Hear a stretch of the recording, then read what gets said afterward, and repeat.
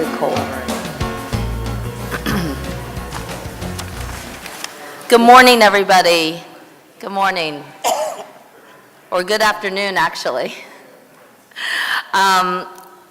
Good afternoon, everybody. This hearing is now called to order. This is a public hearing of the Joint City Council Committee on Children and Youth and Education.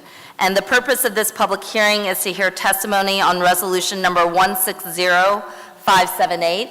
I want to thank my colleagues who are here today, Councilwoman Cheryl Parker, and of course my co-chair, Councilwoman Jannie Blackwell, who is not only the head and longtime head of the Education Committee, but has been an enormous advocate for the immigrant community, chairs the Mayor's Commission on African and Caribbean Affairs, and has long been an advocate for this. Would you like to make any opening statements, Councilwoman? Thank you. Thank you all for coming. This issue is so very, very, very important. And I want to thank Councilwoman Gem for wanting to take this on, and Councilwoman Parker for always being here. She mentioned the Commission on African and Caribbean Immigrant Affairs and Echoes of Africa, and for 10 hours on Odun Day, for 10 hours on one day, yesterday, second Sunday in June, we raised $26.8 million. One day, 10 hours. So our city does a lot. It's a $40 million tax impact and $30 million statewide. So you may not hear it advertised on TV, but it's the real thing. We're very proud and proud of any of you here who are involved. Thank you.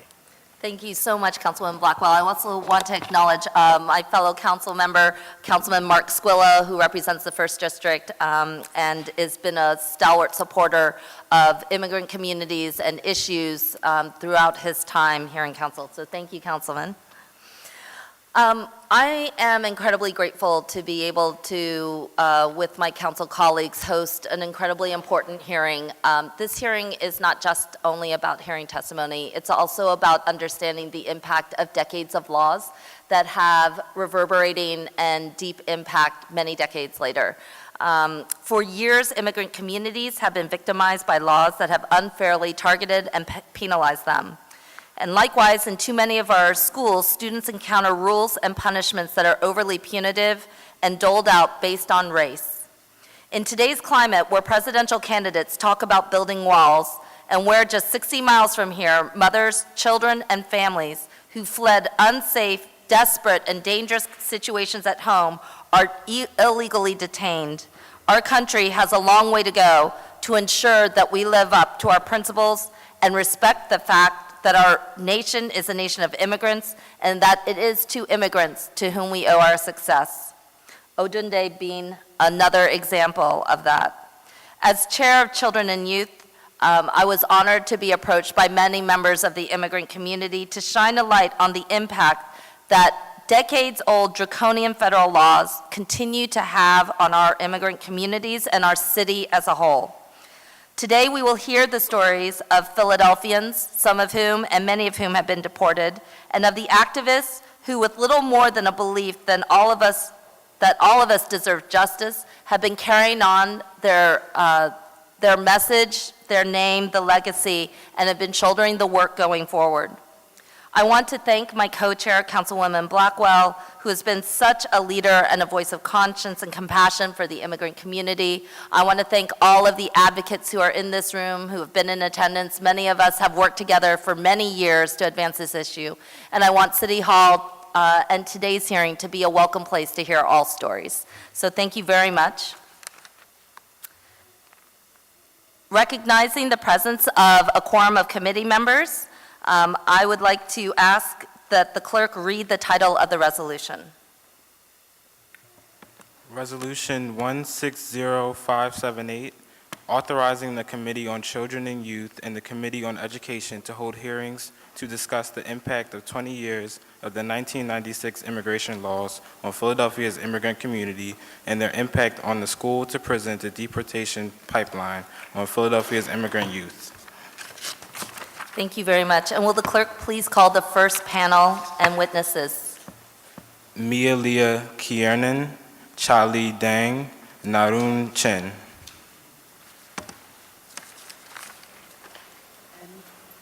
Madam Chair, only because I'm excited, let me say that yesterday we also had the Uni Ife, who's based in Nigeria and who represents 250 million people, the Yoruba folks across the country. Thank you. Thanks. Thank you. Thank you, Melia. Thank you, Narun. And Charlie, who is here on Skype from Cambodia, we will be getting to all of your testimony. If you could please state your name for the record and proceed with your testimony. Thank you. Yes, my name is Mia Leah Kiernan. Closer? Yeah. Okay. My name is Mia Leah Kiernan. I am a co-director of One Love Movement and also a commissioner on Governor Wolf's Advisory Commission on Asian American Affairs. Thank you and good afternoon, council members. And special thank you to Councilwoman Helen Gim and Councilwoman Jannie Blackwell for seeing the importance and urgency of this issue. We thank you for bringing us together to testify and uncover the impacts of the 1996 immigration laws and the school-to-prison-to-deportation pipeline. For those who don't know, what's become known as the 1996 immigration laws consisted of two massive bulk immigration bills passed in April and September of 1996, and those bills were named the Anti-Terrorism and Effective Death Penalty Act and the Illegal Immigration Reform and Immigrant Responsibility Act. I'll give a brief overview of what these laws did, but others will break it down further later on in the hearing. On paper, these laws, one, broadened the definition of aggravated felony under immigration law to include everything from shoplifting to murder as deportable crimes. Two, they made deportation for an aggravated felony mandatory, meaning they stripped individualized review, due process, and judicial discretion from deportation cases, and also took bond away from people who were in detention. Three, they made deportation for an aggravated felony permanent, meaning there was no right to return to the U.S. ever. Four, they made all of this apply retroactively, meaning that you could be permanently deported from the United States for a crime committed before these laws even existed. In our communities, these laws criminalized immigrant and refugee youth, broke thousands of families apart, led to the incarceration and removal of countless community members, left a generation of kids without parents, and all under the guise of protecting the public from quote-unquote threats to society. We're talking about the 1996 immigration laws today because this year, 2016, marks 20 years of our communities living under these laws. It's time for us to uncover the impact these laws have had on people, families, and communities. These laws were passed during a time when the war on drugs, the war on crime, and the war on terror converged and formed the perfect political scapegoat, the criminal alien. Today, we'll hear from people who have been categorized criminal alien, their families, and their supporters, and we hope Council can see how these oppressive laws have left the humanity of our people in the shadows as we work to bring them to light today. I'll pass it off now to Charlie Dang and other deported Philadelphians who are joining us via Skype from Cambodia. Thank you very much. Before we proceed with Mr. Deng's testimony, I just want to acknowledge the presence of Councilman Curtis Jones Jr., who is Chair of Public Safety, and it is an honor to have you here. Thank you. Mr. Deng, could you proceed, introduce yourself and proceed with your testimony? Thank you. Yes, my name is Charlie Dang. I was a former resident of Philadelphia myself. I was born in a Thai refugee camp after my family fled the genocide of Cambodia back in 1979.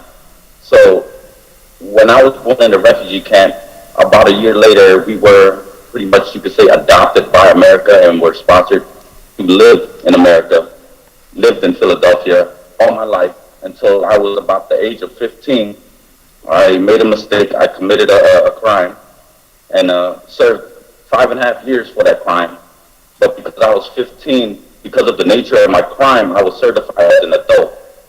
So after serving my time, I detained by immigration, and within 6 months, I was released under supervision because at that time, Cambodia was not ready to accept Philadelphians back at the moment.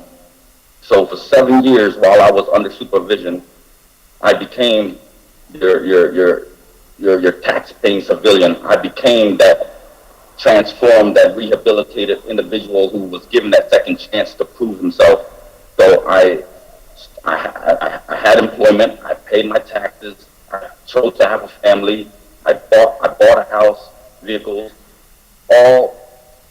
thinking I'm still this American citizen who I always grew up to believe I was. Until one day I received a call from Immigration Office headquarters in 16 in Callowhill, and they told me to come in for a review. And at that time, my then wife, she was 8 months pregnant with my last baby, and I went there. She's in the car with my other 2 children.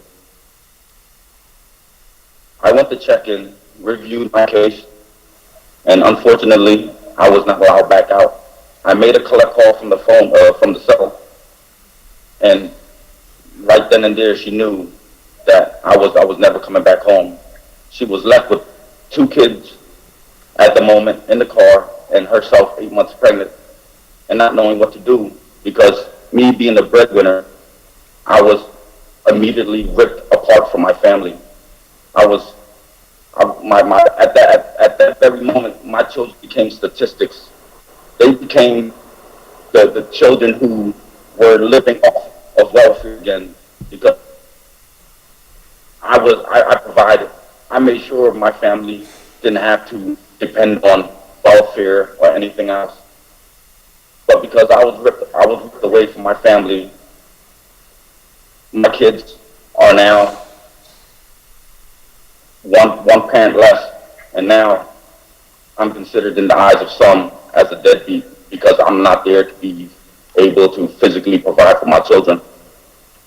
And it really hurts because I knew nothing of Cambodia. I was not born in Cambodia, never stepped foot in Cambodia, but the laws, because of what Leah said that was retroactive, something I committed back in 1997, followed up on me until 2010. And because of that label, because I was still a criminal under the government's eye, they said I had to leave the country and go back to Cambodia, going back to somewhere I've never been, to a place I didn't understand the language. And it's just, I had to adapt, but it's been hard, being away from my children, being away from my family, having no one here. 5 years here already, and I feel like I haven't achieved what I should in life. Philadelphia is where my heart is, even though I do believe the blood of a Cambodian. At times I just feel lost. I feel like it's still a dream that one day I could wake up and I get an email or someone give me a call and said, you're allowed back to go home. You're allowed to go back home. You're allowed to go back with your children. Because of this issue, because of this situation, I have to leave 5 children behind. The oldest being only 11 years old. And my youngest hasn't even met me physically in person. Because of the distance, it has created a lot of tension between the mother and my children, where I rarely get to talk with my kids. So I do what I can. I try to get by, but at the same time, I just wish I would wake up and be back in Philly.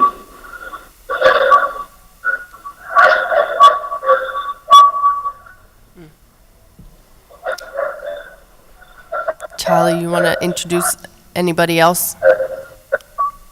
Yes, I'm going to let the other brothers here who also are from Philadelphia, who has been deported themselves, to share a little word about how they feel and how they've been impacted by the whole situation. First, I'm going to present Mutlu.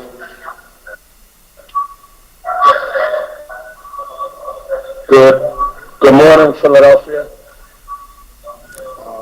My name is Mutlu. I was a resident of Philadelphia, living in the Logan area from 1986 until 2011 when I got deported. And yeah, I've been deported back to Cambodia since 2011 when I was in Philadelphia. At the age of 21, I committed a crime, and I was incarcerated 3.5 years for the crime. But during my incarceration, I earned my fiber optic degree, my barber license, and then I was released on parole due to good behavior, due to motivation, and when I was released, ICE took me in, formerly known as INS. They held me for an additional year because of my status of not being an American citizen, even though I was living in America for all those years. And sorry, but there's an echo. Okay. Yeah, back. So, yeah, during my incarceration, I was paroled, and then I was released on good behavior and rehabilitation status, and then ICE took me in for a year, and they couldn't deport me because of document issues, and then I was released under supervision in 2004. From 2004 to 2010, I was, checking in, doing what I was supposed to do. I was able to save up from cutting hair, from earning my barber license in prison. I was able to open my own barber shop up in Irony. And yeah, I was a community leader. I looked up to the community because I believe in the community, and I believe in just being a part of something positive. So yeah, now I'm back in Cambodia, and I left a daughter behind. She'll be six years old, and on the 21st of this month. And my mom is present, and right now she's there, and so yeah. Yeah. I mean, I just want to be back to my family, especially for my mom because she's not well. So I pass this on to my next Philadelphian, who is also here. Thank you. You guys have about 4 minutes. Good morning, Philadelphia. My name is Raph Chamber, and I called my case. I came to the United States when it was 1996, and I caught my case when I was 25 years old. Then they gave me a sentence to 5 to 10 years. Did my time. Never went home. Got deported from after my time. And I'm here leaving a daughter behind with no parents because her mom just passed away. And I'm in a situation where my daughter don't have no parents because her mom recently passed away. And my charges was attempted to deliver cocaine and a gun possession. And I'm never able to went home. And I'm here in Cambodia for 2 years already. And I'm in a situation where my daughter don't have no parents. And I need my daughter to see me because she has nobody. I can't even imagine what she's going through right now. So I'm in a situation where I can't do nothing because I'm here in Cambodia.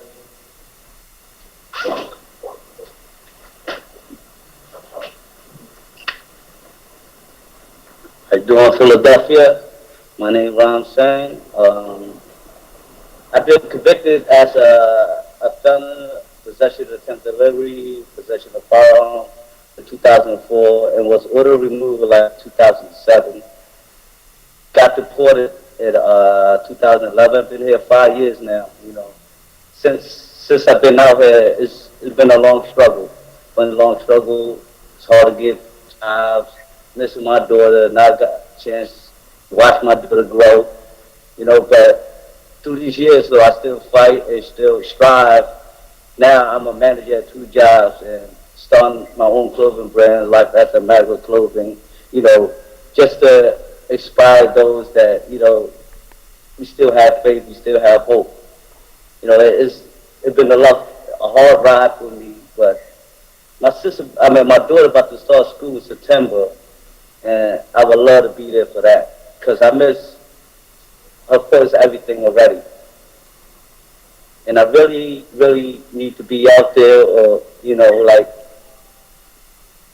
I believe that everybody is capable of changing, because I did it. I never used to work, and now I manage 2 jobs as a manager and start my own brand. And this is stuff that I want to give back to my Philadelphians youth, because I know what they're going through, and if they see the change in me, hopefully it motivates them to do the same. Thanks for letting me share. Thanks for listening. I appreciate you. Yeah, in closing, we just want to thank you for having us and blessing us with your presence. And we just want to say we made mistakes. Everyone made mistakes. We're all human. But it takes another human to give another person a second chance. And that's all we're asking, for a second chance. So once again, we just want to thank all you, Philadelphia. We love you all the way from Cambodia. Good morning, welcome up, good night. Thank you.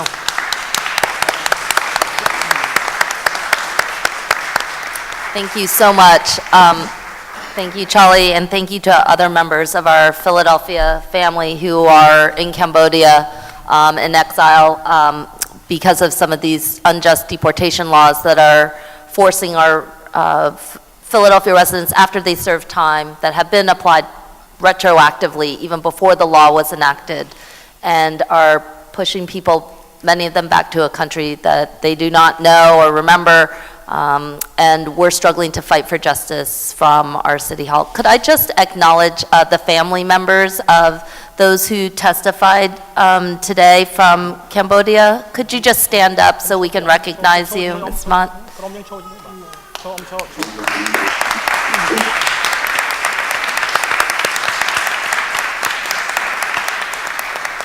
Thank you so much for being here. I want to recognize my wonderful colleague, Councilwoman Blondell Reynolds-Brown, also long an advocate of children and youth, of serious issues, and that the city is committed not only to second chances, but to a real approach towards reforming some of these unjust laws that are condemning many of our young people.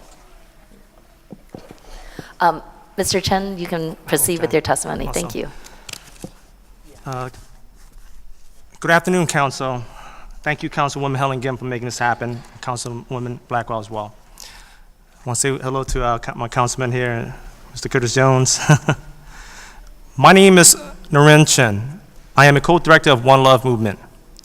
I represent the Brotherhood of University Employee, SEIU, Local 612, as a shop steward in Temple University. I serve Philadelphia as a board member of the Mayor's Police Community Oversight Board, on top of my full-time job as a housekeeper for Temple University, aka custodial engineer. Previously, I chaired the Philadelphia Northwest Neighborhood Advisory Committee. I am also a refugee from Cambodia, and I have a felony conviction. I am a U.S. citizen, and I did not have to face the consequence of deportation, but I have supported my friends and their family and other community members as they have gone through the deportation process. I am here today to speak on my community experience in Philadelphia on the local impacts of the 1996 federal immigration law. Our organization, One Love Movement, started because there was deportation crisis in our community in 2010. Several members of our community who came to the U.S. as refugees were rounded up by deportation agents because of the offense that they committed when they were only teenagers. They had already served their time, left prison, and transformed themselves. They were given back to the community. They had built families, bought homes, started businesses. And all that was taken away from them. We witnessed the ability of our friends and family members to turn their lives around. But even though they had transformed themselves, they were still subjected to a second level of punishment for mistakes they made in the past when deportation became involved. I want to speak more today about the transformative justice, the right to re-enter and the right to return. We know that violence and harm happens in our communities every day. As Cambodian refugees who fled the genocide, we know very deeply the impacts of violence. We know very deeply the impact of the most violent crime, murder. We also know deeply the system that creates situations for us to cause harm to each other. And we know the power of our hearts and humanity to have compassion, to forgive, to heal, and to transform our past actions into leadership, belief, solidarity, and love. It is because of this that we cannot divide up our community between criminal versus non-criminal, and even violent versus non-violent offender.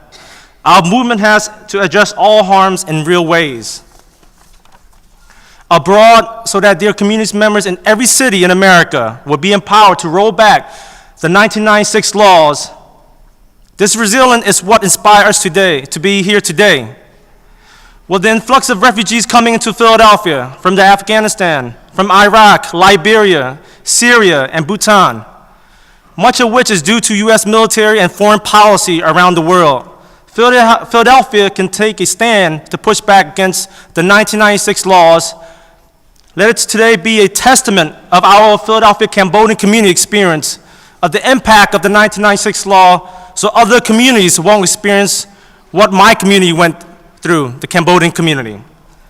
One Love Movement and the Southeast Asian Freedom Network, CFIN, urged Philadelphia City Council to take the lead for local communities around the country, as it has many times in the past, and passed a resolution in support of rolling back the 1996 immigration laws and ending the school-to-prison-to-deportation pipeline that these laws created.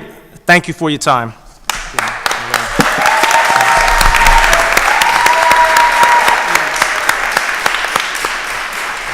Thank you both so much, and thank you for that powerful testimony and all the work you've done to advance this issue.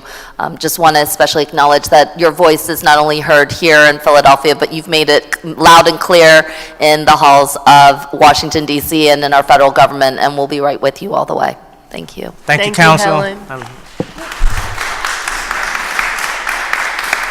Could the clerk please call the next panel? Miguel Esteban Andrade, Ben Naduga Kabuye, and Romika Williams.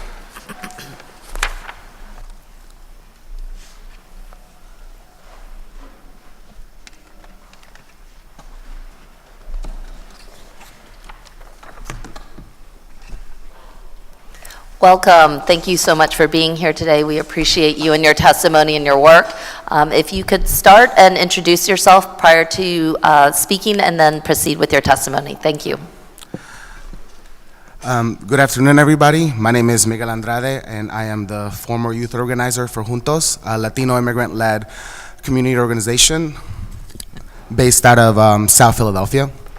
First, I want to thank you, Councilwoman Gim and Councilwoman Blackwell, for co-hosting this important hearing and letting us speak on this important issue that is relevant for a lot of people here in Philadelphia.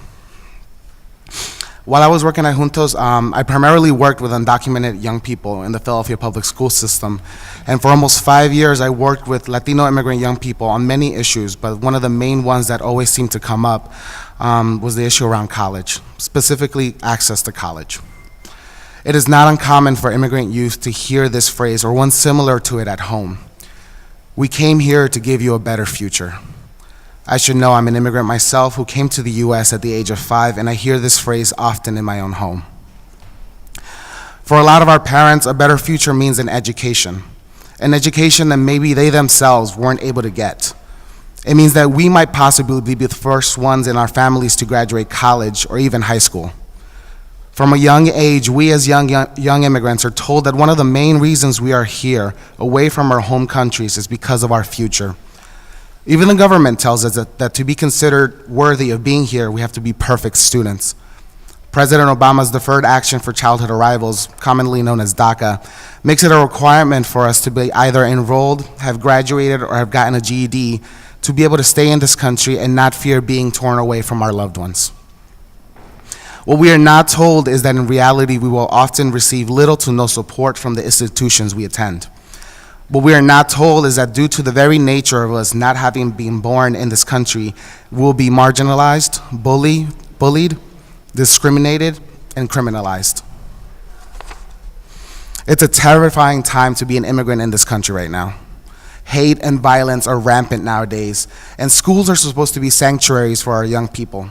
Instead, a steady stream of budget cuts have pretty much decimated our public schools, and the over-policing of them have turned what are supposed to be safe havens of learning into prison and detention-like environments. We have allowed these violent systems of oppression to seep into our classrooms. Our city's immigrant youth go to schools that are criminally underfunded. They go to schools where there aren't enough textbooks for each student to have their own. They go to schools where the bilingual aid that is supposed to help translate for them and their parents isn't present because they've either been let go or they're at one of the other 5 schools that they have to be at. They go to schools where their counselors aren't prepared enough to help an undocumented immigrant go through the college application process. They go to schools where there are more cops in the building than there are counselors. All of these things are acts of hate and violence towards young people. Instead of supporting and helping our young people, we are actively pushing them out of school and into the school-to-prison/deportation pipeline. For immigrant young people who arrive in this country before the age of 14, 28% of them do not complete high school. That number jumps up to 46% for those who arrive when they are older than 14. The school-to-prison/deportation pipeline is an active act of violence against our immigrant communities and communities of color. This act of violence isn't random. It is calculated and systemic. It shares its roots with the same systems that force our black brothers and sisters to scream out that their lives matter. It shares its roots with the systems that allow a woman to be raped and her rapist to only serve months even after being found guilty. It shares its roots with the systems that allowed 50 of our Latino LGBTQ familia to be taken from us. We as a society can and must do better. If what our parents believed is true, that they came here for a better future for us, then we must ensure that these violent systems are eradicated and that we are all able to learn, live, and thrive freely. I strongly urge Philadelphia City Council to take the lead for local communities around the country, as it has many times in the past, to pass a resolution to support a rolling back of the 1996 immigration laws and ending the school-to-prison-to-deportation pipeline that these laws have created. Thank you for your time.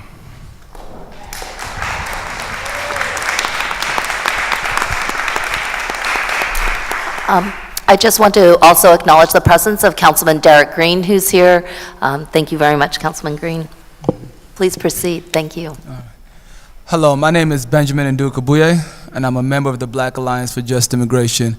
And I'm here to speak to the national scope of the Fix 96 campaign, and particularly in the spirit of the movement for Black Lives, touch on the impact of the 1996 laws on Black immigrants and the broader Black diaspora.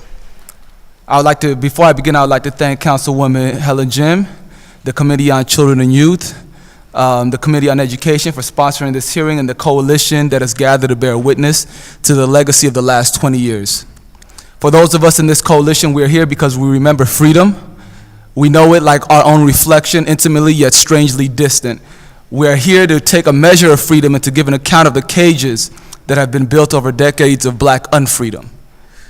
The stories you have heard today write social death into the record. 20 years ago, this country laid the foundation of the modern immigration enforcement system, a cage founded on a slave society and whose welcome mat was and still is the criminal justice system. This is the anti-Black underbelly of American politics that we're currently assessing on the national stage.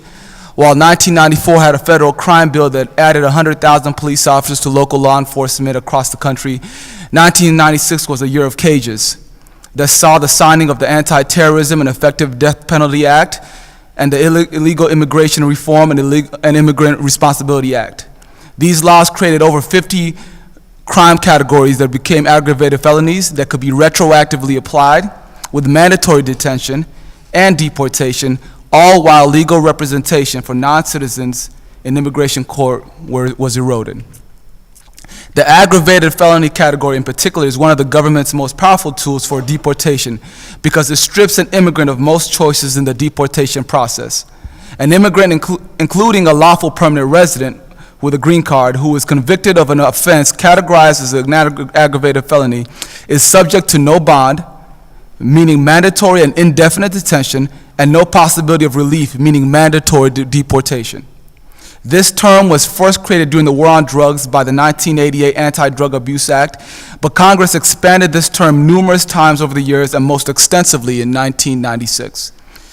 The impact has been severe. For example, in 1993 to 2002, criminal deportations of black immigrants ranged between 57 to 75%, reaching the peak of 75% in 1996. A significant proportion of criminal deportations are due to drug-related convictions.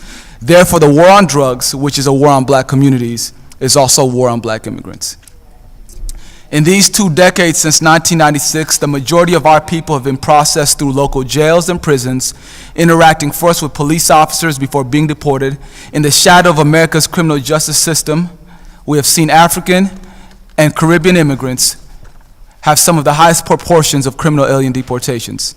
Black immigrants make up only 7% of the immigrant population, but over 21% of those deported because of contact with the criminal justice system.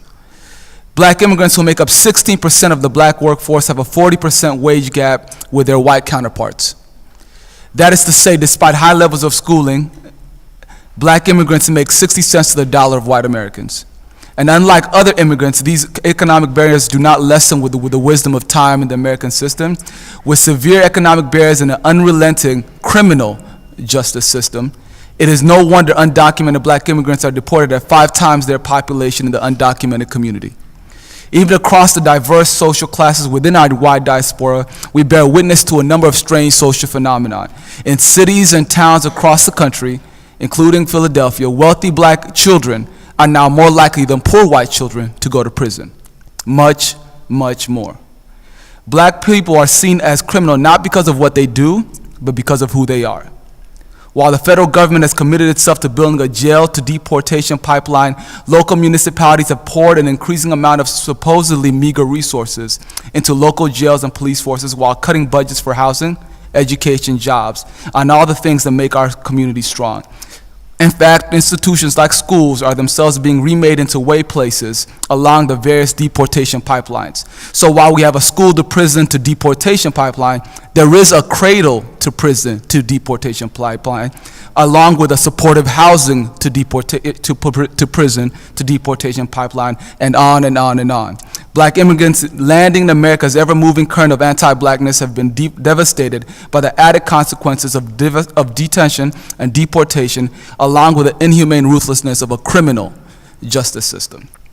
In the spirit of anniversaries and carving black resistance into the record, I would like to take some of the time we are contending with right now to remember David Felix, a Haitian immigrant who was killed by the police last year. After arrest, prison, immigration detention, and homelessness, David Felix was killed in the lobby of his supportive housing. For 21 days, the body of David Felix was unclaimed, in part because whether through the immediate death of police brutality, or the prolonged slaughter of deportations and detention, the death of black immigrants has become normal and mundane background noise to the passing of time. The Fix 96 campaign is an effort to undo and dismantle a moment in time. 20 years ago, this country built the cages we live in today, and in the presence of the living and the dead, and the many absent witnesses who we hold in our testimonies here today, we are calling for local and national Fix 96 support to repeal the 1996 legislation that has dominated the last 20 years of local policies and national legislation. The Black Alliance for Just Immigration urges the Philadelphia City Council to take the lead for local communities around the country, as it has many times in the past, and pass a resolution in support of rolling back the 1996 immigration laws and ending the school-to-prison-to-deportation pipeline that these laws created. Thank you for your time. Thank you very much.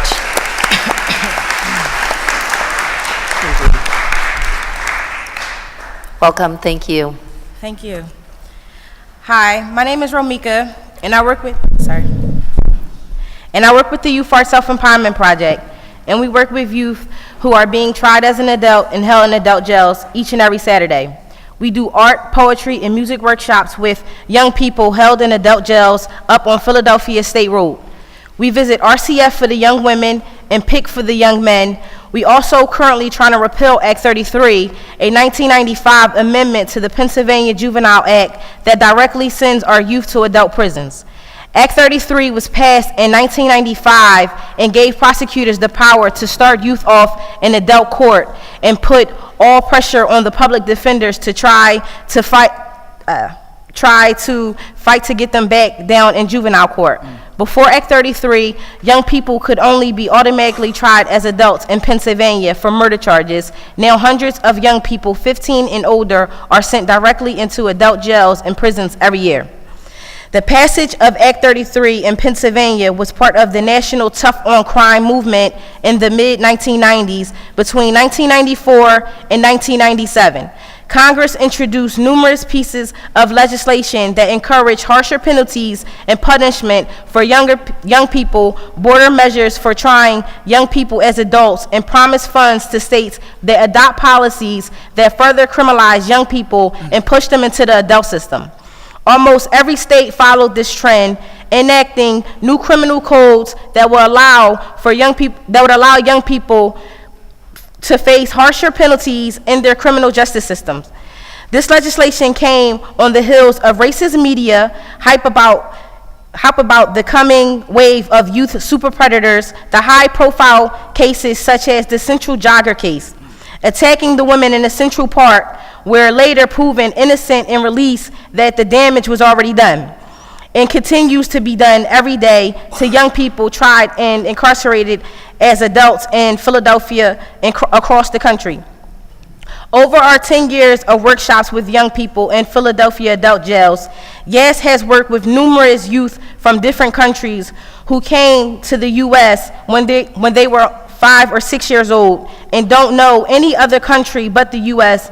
Unlike the juvenile system, when young people who do not have full U.S. citizenship are tried as an adult, they can be deported even after they paid their debt to society. They are punished twice, serving their prison sentence and then getting sent to a country they haven't been to in years and have no family or even know the language. Right now, we are supporting one of our members, Fran, who is from Liberia, is currently challenging deportation proceedings. Fran came to the U.S. from Liberia when he was 5 years old as a refugee from the country's civil war. When he was 15, Fran was arrested and tried as an adult under Act 33. He was convicted as an adult in adult court and sentenced to 6.5 to 13 years upstate. Fran participated in YAS workshops in the Philadelphia jails for a year and a half while he awaited trial, and we've seen him transform his mindset while he's been incarcerated. Fran has so much to offer our organization in this city, and we think it would be a huge loss for all of us if ICE deports him to a country he barely knows. Being held in adult jail already prevents youth from meeting their basic needs like education and rehabilitation to get them on the right track. The criminal justice system is only focused on punishment and not designed for rehabilitation. I was one of those young people arrested and charged as an adult, and it was hard for a young woman to experience that type of trauma, especially after what I already experienced in my life. Being held there is just teaching youth to be even more experienced in crime than they already are. Youth deserves a second chance, and there are studies out stating that their minds are not fully developed until their mid-20s. Sentencing youth as adults is not healthy, and targeting our communities shows that racism is still alive, and it's up to us to make a stand. Separating families by sending young people into the adult system and deporting them is not only destroying homes, not making the streets safer. We need to come up with a better solution than to ship our young people who paid their debt to society back to somewhere they have not been since they were a child.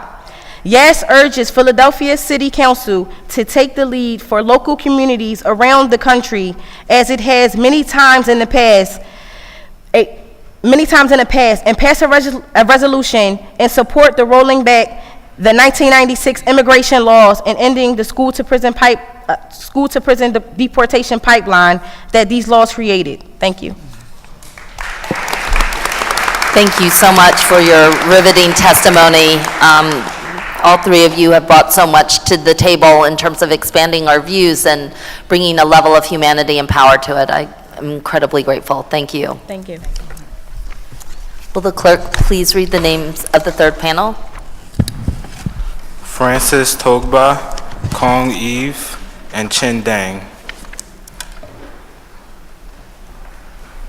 And for the record, Mr. Togba couldn't be here today, but his testimony will be read into the record by an advocate.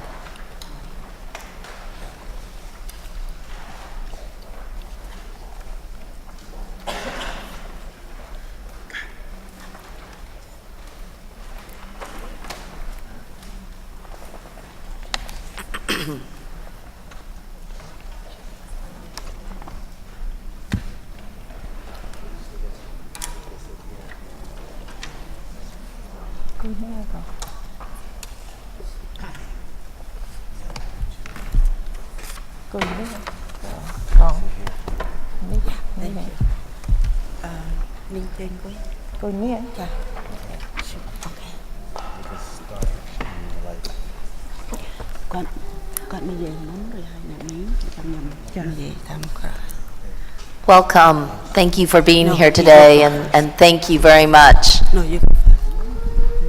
Welcome. If you could just state your name formally for the record. Numa St. Louis. Thank you, and proceed with your testimony. And you'll be speaking on behalf of Mr. Togba, is that right? Correct. Thank you very much for doing that. Thank you. Good afternoon, council members. Thank you, Councilwoman Helen Gim, Councilwoman Jannie Blackwell, Councilwoman Reynolds Brown, for hosting this important hearing today on the 1996 immigration laws and the school-to-prison-to-deportation pipeline. My name is Numa St. Louis, and I'm a member of the Mayor's Commission on Afro-Caribbean Affairs. Mr. St. Louis, can you just pull the mic a little bit closer to you as you read? Thank you. Is that better? Yeah. Thank you. My name is Numa St. Louis, and I'm a commissioner on the Mayor's Commission on Afro-Caribbean Affairs. I'm reading testimony today on behalf of Francis Togba, a permanent resident, a green card holder of Liberian background, who is a member of the Youth Art and Self-Empowerment Project. Francis, unfortunately, cannot be here today in person because he is currently detained in New York County Prison facing deportation to Liberia. His story represents the school-to-prison-to-deportation pipeline experience that we are uncovering here today. And what I'm about to read is a letter that he penned. To whom it may concern. Greetings. My name is Francis Togba. I am 22 years old, and I am currently being detained by Immigration and Custom Enforcement here at York County Prison. Though I frequently proclaim myself as being unique, however, my story isn't much different from many individuals who migrated to this country at a very young age to live the so-called American dream, but are now being threatened with deportation because of thoughtless juvenile mistakes and decisions that we made before our brains could even develop enough to fully rationally understand the consequences of those mistakes and decisions. If I may, I'd like to tell you a little about myself. I migrated to this country as a refugee at the tender age of 5 and have not been back to my country of birth since then. Not to mention that all of my family, friends, and loved ones in every place I've been are right here in the US. So just imagine how unprepared and foreign and lost I would be to be deported back to a place I left since 5 years old. A possibility that would not exist had I not been charged and tried as an adult for regrettable error that I made when I was 15 years of age. An age that, according to lawmakers, is too young to get a driver's license, to vote, or even schedule and report to doctors an appointment on my own. But yet, not too young to be tried as an adult in the criminal justice system. If I had been tried as a juvenile, I would not be classified as deportable today. Understand that in no way, shape, or form am I saying that when found guilty of my charges, I should have not gotten a slap on the wrist. No. What I am saying is that because of my age and the prematurity of my brain, there should have been other options that were more suitable for a minor. I should not have been tried as an adult. After all, was the juvenile court system not created for minors such as myself? Did I magically turn 18 the moment I was arrested? At the tender age of 15, it wasn't safe for me to enter a bar or a club, but it was considered safe for me to enter an adult prison where the definition of having fun is by stabbing, beating, and sometimes even raping one another. That does not seem to make much sense to me. It's a well-known fact that prisons do not rehabilitate, they incarcerate. Prison is not a correctional institution.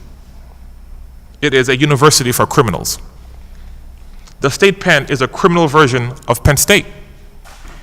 So sending a juvenile there is like saying to them, go learn how to commit even more crime so we can keep sending you back until you earn your PhD in being a criminal.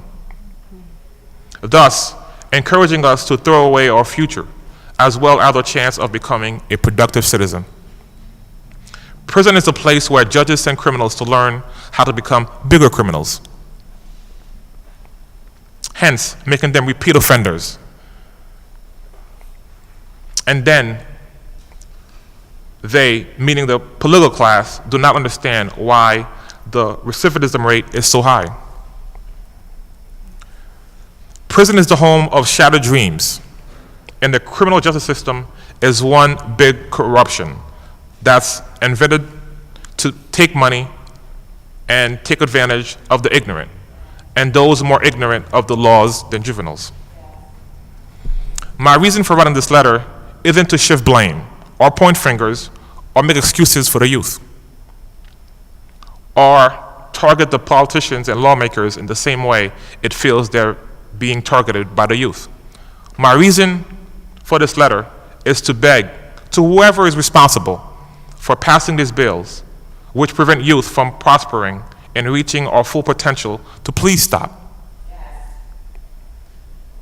If you truly believe that the children are the future, then please act like it. Start investing more into the educational system instead of the prison industrial complex. State making laws that make it harder for children to get expelled instead of laws that make it easier for them to go to jail. Please, honestly, I'm not a bad person. Not now, not when I was 17 years old and when I got arrested. I'm just a good kid that got caught in a bad situation. I remember when I used to believe that the sky was the limit. I now know that for many of us, the sky isn't the limit, but prison is. I was once a kid who had many goals, dreams, and aspirations. Many which no longer exist because I can no longer accomplish them due to my conviction and the extent of my incarceration. Not to mention the threat of possible deportation. The threat of life, as I know it, is being swept from under my feet. I cannot afford for that to happen. I have people who are depending on me. I can't, and I do not want to let them down. If the process of progression is slow for a felon in America, then how am I supposed to progress in a third world or developing country that's having a difficult time progressing itself? This is akin to torture. I've completed my sentence, but yet I'm not allowed to go home to my family and show them the changes and growth that I've made to do better in my life. I feel like I'm being punished for not being born in this country. I feel like I'm being tortured for not becoming a US citizen, as if I was old enough to even do that on my own. This place is slowly draining the youth out of me. At my age, I am supposed to be out there working, learning, experiencing things. not going through this. This is akin to torture. This is torture that I had not been tried as an adult. Wouldn't exist for me. So to whom it may concern, please stop trying you young people as adults. This is what happens. Thank you for your attention to this very serious issue. Lives depend on it.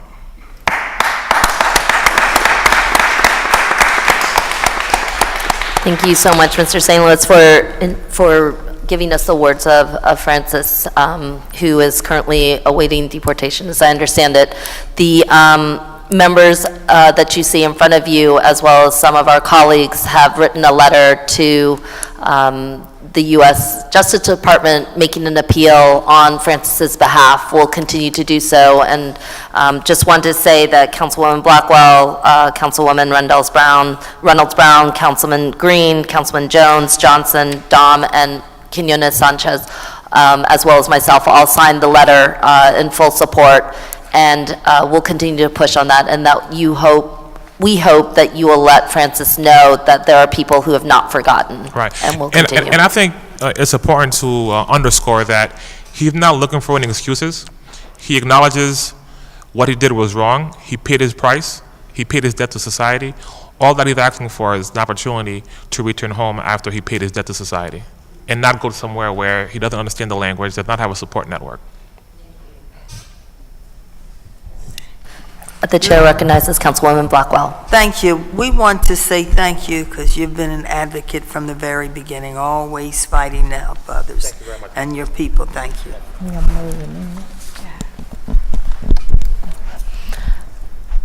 Good afternoon. Welcome. And if you could just state your name for the record and then proceed with your testimony. នាងខ្ញុំឈ្មោះគង់អ៊ីវជំរាបសួរខ្ញុំបានមកនៅសហរដ្ឋអាមេរិកពីព្រោះតែសង្គ្រាមនិងរបបប្រល័យពូជសាសន៍ខ្មែរក្រហម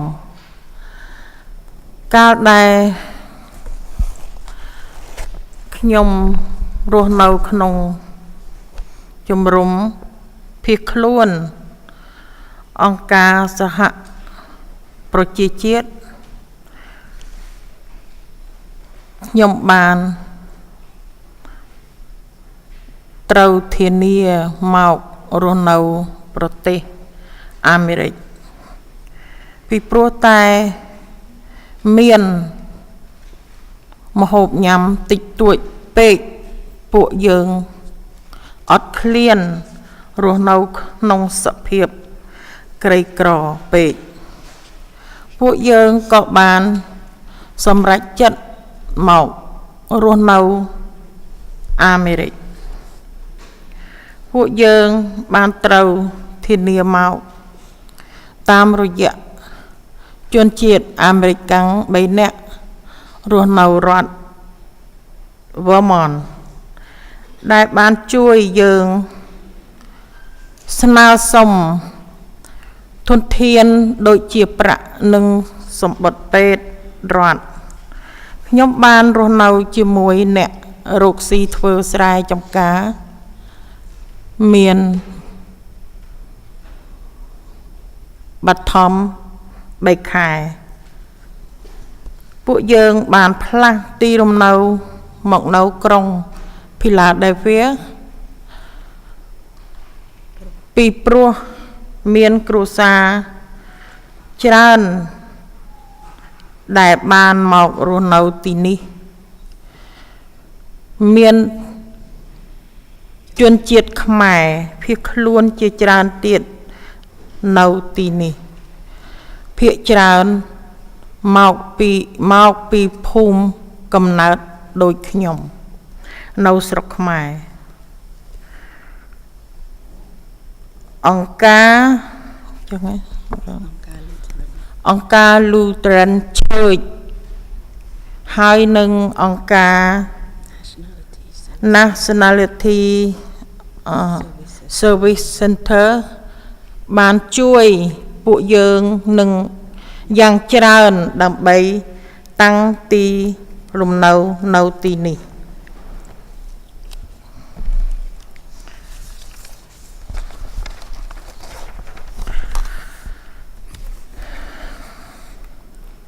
នៅក្នុងឆ្នាំ 1996 ខ្ញុំបានធ្វើការច្រើនពីព្រោះកូនខ្ញុំធំបន្តិចហើយ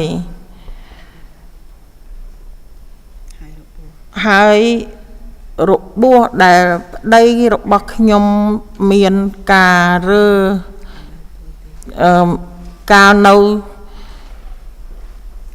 ធ្វើទាហានក្នុងសម័យសង្គ្រាមស្រុកខ្មែរបានរើឡើងវិញធ្វើឲ្យគាត់ឈឺចាប់ឡើងវិញខ្ញុំជាអ្នកជួយគ្រួសាររំលែកមិនតែម្នាក់ឯងហើយប្តីខ្ញុំគាត់មើលកូន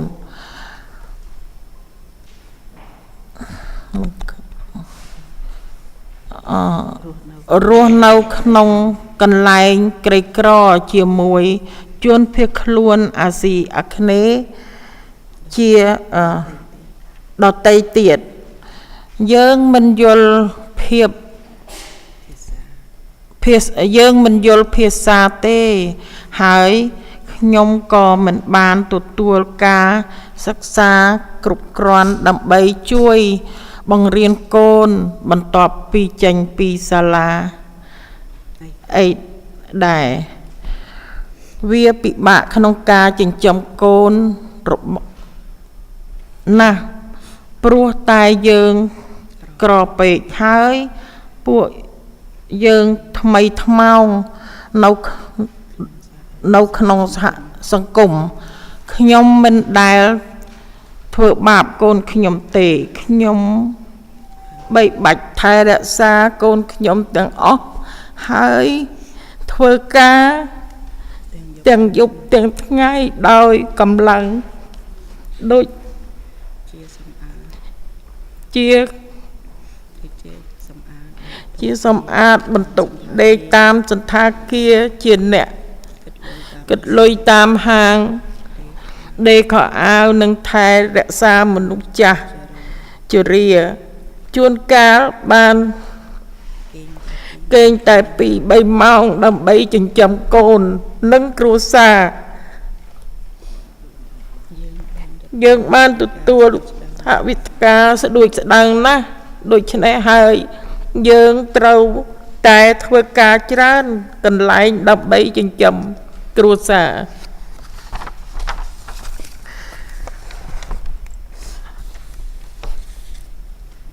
នៅក្នុងផ្ទះជាមួយគ្រួសារយើងសប្បាយទាំងអស់គ្នាប៉ុន្តែពេលកូនខ្ញុំចេញបាត់ពីផ្ទះទៅសាលាវាពិបាកចំពោះពួកគេណាស់កូនប្រុសខ្ញុំត្រូវគេធ្វើបាបឲ្យតែចេញពីផ្ទះភ្លាមក្នុងឆ្នាំ1989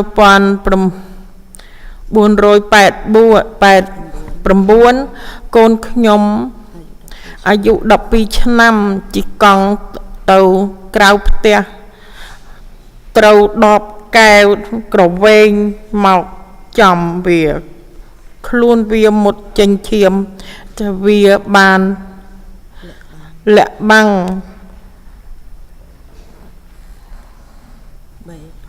3 ខែមិនអាចដើរបាន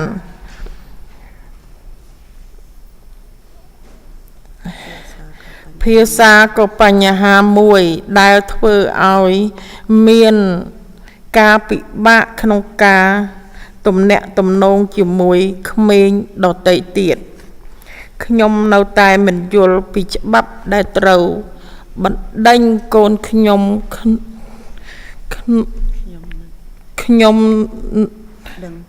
ដឹងថាវាវ័យគ្នាកាលនៅអាយុក្មេងៗប៉ុន្តែរឿងរ៉ាវដីក្តាំងវាមិនបានឲ្យខ្ញុំដឹងពីព្រោះមកពីខ្ញុំមិនយល់ភាសាអង់គ្លេសច្បាស់លាស់ ហើយវាមិនចង់ឲ្យខ្ញុំព្រួយបារម្ភវាពិតជាពិបាកសម្រាប់ខ្ញុំនិងប្តីរបស់ខ្ញុំគ្មាននរណាប្រាប់ខ្ញុំពួកយើងវានឹងត្រូវគេបណ្ដេញចេញពីទីនេះនៅថ្ងៃមួយពីព្រោះតែរឿងនេះដែលបានកើតឡើងយូរណាស់មកហើយវាបានចេញពីគុកអាយុក្នុង20ឆ្នាំវាno តែ3ឆ្នាំឯងយ៉ាជាប់គុក3ឆ្នាំកន្លះហើយខ្ញុំគ្មានលុយបង់យកវាចេញពីក្រៅមកក្រៅហើយមិនយល់នឹងច្បាប់បែបបត់អីដែរ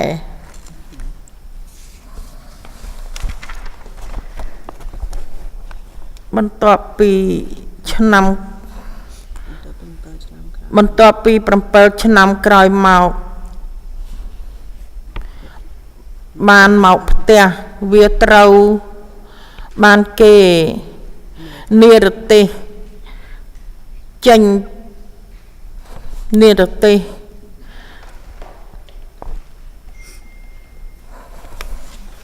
មើលអត់យល់និទេសខ្ញុំមិនបានពាក្យអ្វីនិយាយកើតដែលកូនត្រូវបានចេញគេបណ្ដេញចេញពីប្រទេសដូចជាកំបិតកាត់បេះដូងរបស់ខ្ញុំបានបែកបាក់ចេញពីគ្នាវាជាកូនប្រុសដែលតែមួយគាត់វាជាអ្នកធ្វើឲ្យខ្ញុំមានដង្ហើមដែលបេះដូងរបស់ខ្ញុំគ្មានវាគឺខ្ញុំគ្មានប្រលឹងទេវាខុសនឹងមនុស្សសុធម៌វាមកដល់ទីនេះតាំងតែពីក្មេងវាធំថត់នៅទីនេះ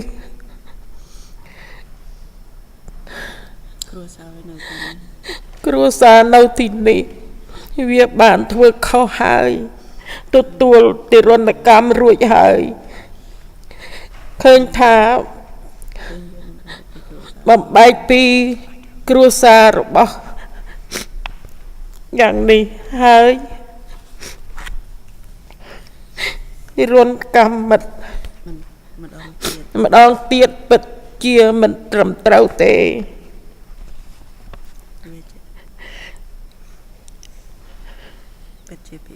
ពិតជាពិបាកចិត្តណាស់សម្រាប់ខ្ញុំព្រោះតែឃើញគេនិរទេសវាគ្មានអ្វីទេមានតែខោអាវជាប់នឹងខ្លួនគេបញ្ជូនទៅវាទៅដោយគ្មានអ្វីទាំងអស់តាំងតែ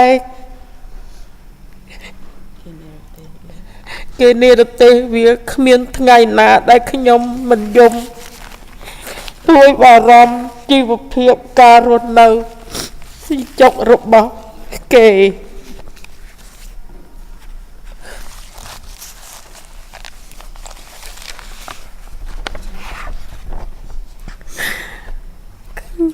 ខ្ញុំនិងកូនប្រុសរបស់ខ្ញុំនឹកពេលខ្ញុំធ្វើម្ហូបហៅកូនមកញ៉ាំហើយវាតែងរងចាំជានិច្ចខ្ញុំនឹកកូនខ្ញុំចូលចិត្តតែខ្ញុំធ្វើអ្វីពេលនេះខ្ញុំ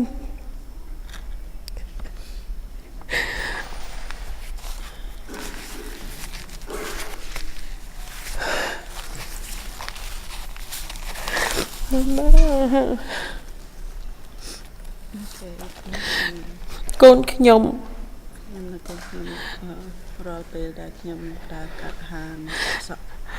រាល់ពេលដែលខ្ញុំដើរកាត់ហាងកូនខ្ញុំកាត់សក់កូនខ្ញុំយំរហូតកូនស្រីវាទៅតែបាន3ខែពេលដែលវាចេញទៅចាក់ចេញទៅខ្ញុំនឹកកូនប្រុសខ្ញុំពេលដែលវា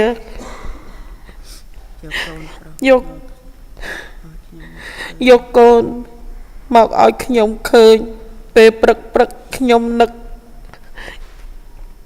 កូនប្រុសខ្ញុំជាអ្នកស្អាតចៅខ្ញុំធំឡើងគ្មានឪពុកហើយនឹងកូនប្រុសខ្ញុំមិនអាចនៅបិចបាច់ថែរក្សាកូនគេបានកូនប្រុសខ្ញុំតែងតែការពារខ្ញុំនឹងចាំគ្រប់គ្រងខ្ញុំកូនប្រុសខ្ញុំជាកូនប្រុសដែលល្អសម្រាប់ខ្ញុំវាពិតជាធ្វើឲ្យខ្ញុំ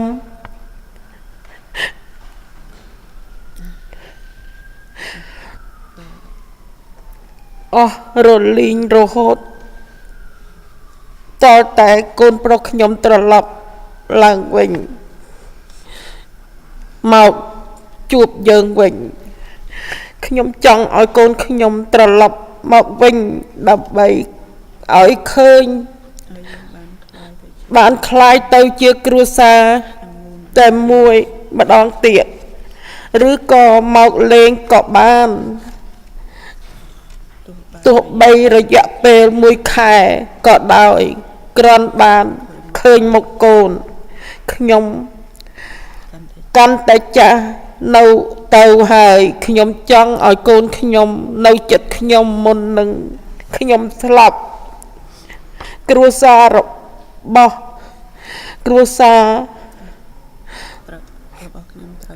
ខ្ញុំត្រូវបានបំបែកដោយសាររឿងនេះហើយគ្រួសារអ្នកដតីក៏ដូចគ្នាដែរជាពិតមិនជាពិតជាខុសដែលធ្វើឲ្យរឿងនេះនៅលើមនុស្សជាតិ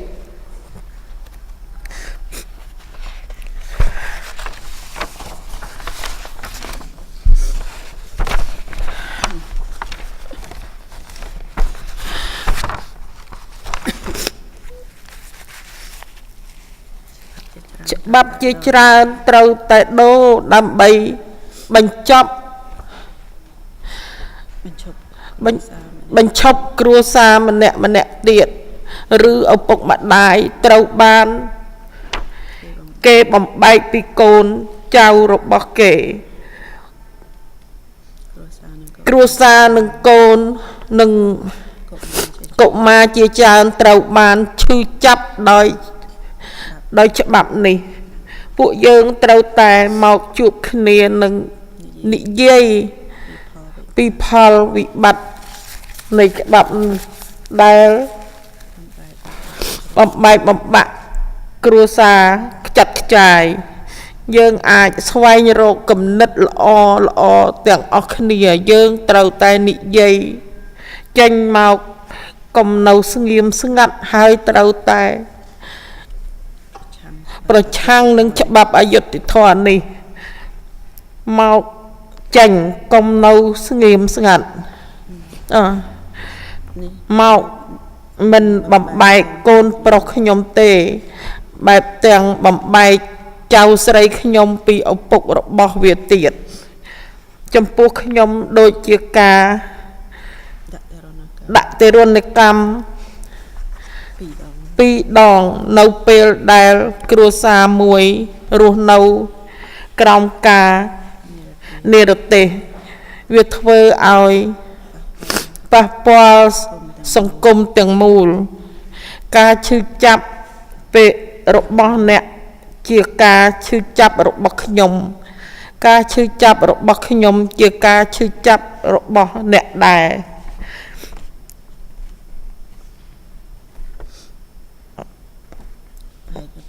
ឯ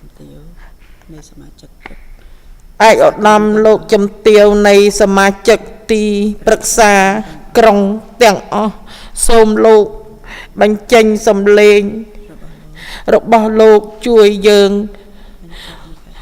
បញ្ចប់នៃការឈឺចាប់នេះផងខ្ញុំថ្លែងអំណរគុណបើអស់លោកជួយកូនខ្មែរទាំងអស់ឲ្យបានមកវិញ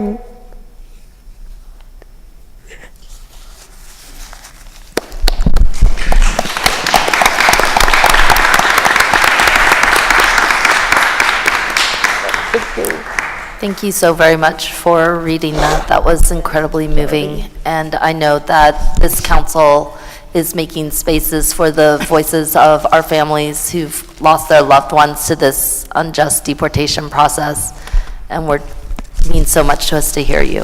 Thank you. Yeah, thank you. Good afternoon, Council Member. On behalf of Ms. Kung Eve, I'm going to read her statement in English. Before Just that, introduce yourself. sure. My name is Rong Son, and I'm a long-time organizer within the Cambodian community. And through my experience, I have seen family being torn apart, and through that, I have seen and witnessed the stress put on the family and the community, socially, economically, and emotionally. And that's what we hear and see today also. So I'd like to read Ms. Kung Eve's statement in English. My name is Kung Eve. I am Mut Eve's mother, who you met earlier on Skype. I came to the U.S. because of war and the Khmer Rouge genocide. While I was in the United Nations refugee camp, I got sponsored to come to America. Because we had so little food and we were malnourished and lived in poverty, we decided to go to America. We were sponsored by 3 Americans in Vermont who helped our family apply for resources such as welfare and healthcare. I lived with middle-class farm workers for 3 months. We moved to Philadelphia because there was more family that moved here.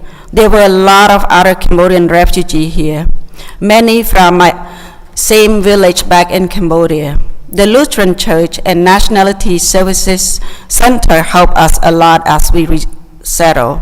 In 1996, I began working even more because my kids were little older, and a wound that my husband sustained as a soldier during the war in Cambodia came back to hurt him. I was the sole breadwinner, and my husband watched the children. We live in a poverty-stricken neighborhood with other Southeast Asian refugees. We didn't understand the language, and I was not educated enough to teach my son after school. It was hard raising kids because we were so poor, and we were so new to the community.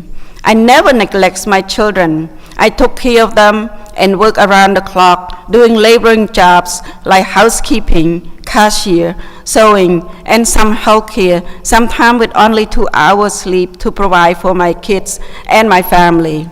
We got paid very little, so we had to work many jobs to provide for our family.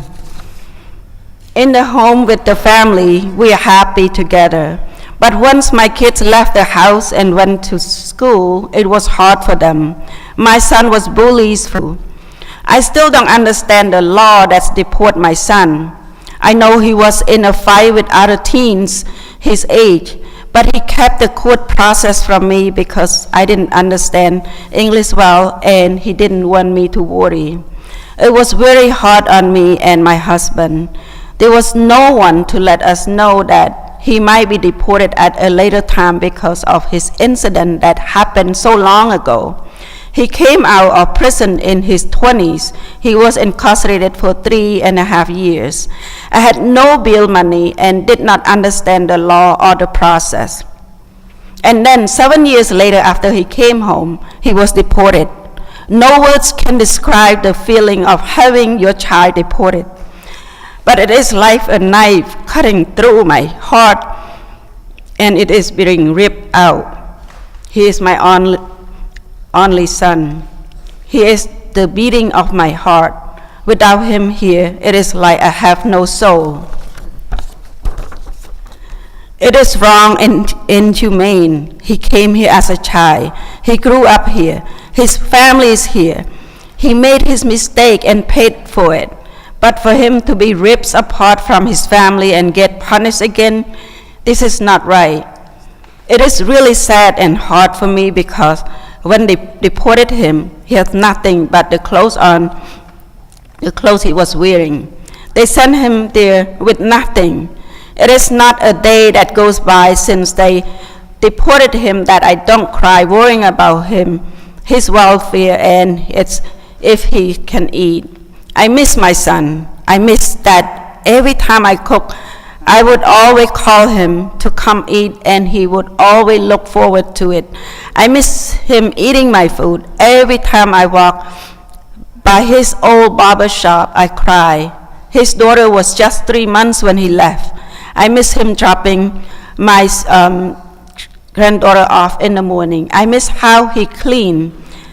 My granddaughter growing up without a father and knowing that my son won't be there to raise his daughter. He was always there to protect me and support me. He was a great son to me. It is a void and emptiness that will never be filled until he returns to us. I want him to come back so we can be a whole again as a family or just a visit, even if it is just for a month, just to see his face. I'm getting older and I want him to be near to me before my death. My family is ripped apart because of this and other family too. It is wrong to do this to people. The laws must change to stop other family or parent from being ripped apart from the children. Family and children are suffering because of these laws. We have to come together to talk about the negative impact of this law and how it rips family apart. We can come up with good ideas together. We must speak up and not stay silent. We must fight against this injustice law that not only rips my son from me, but also rips my granddaughter from her father. To me, it's a double punishment. When one family lives with deportation, it's impact the entire community. Your suffering become my suffering become your suffering. City Council member, please raise your voice and help us stop this suffering. Thank you. Thank you.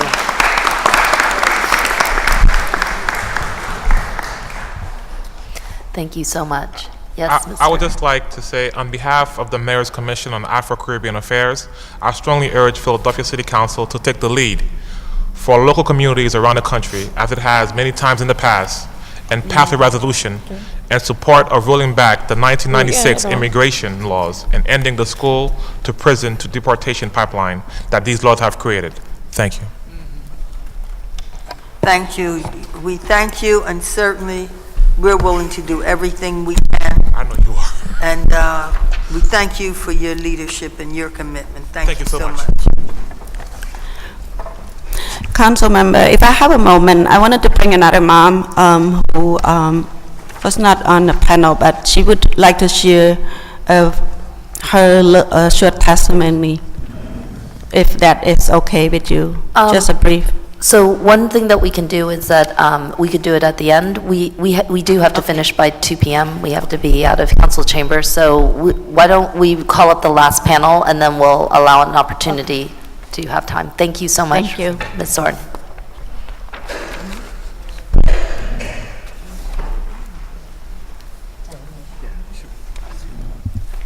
Good afternoon. Good afternoon. Can you hear me? Thank you.